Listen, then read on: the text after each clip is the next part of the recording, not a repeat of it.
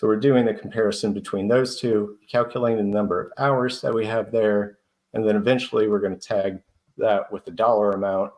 The benchmark that we were using is $50 an hour before that, so these will all be translated into dollar amounts at the end. Things for validation, we're looking at like functionality of UI, visual correctness, accessibility, localized languages.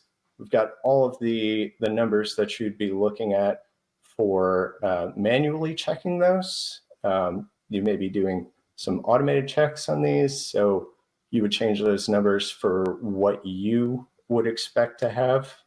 And again, running experiments on that, running sort of baseline checks, and then looking at what that actually does with the AI tool that you'd be evaluating, and using that to sort of extrapolate out what the overall impact should be for your team, for your organization from there. Same with execution.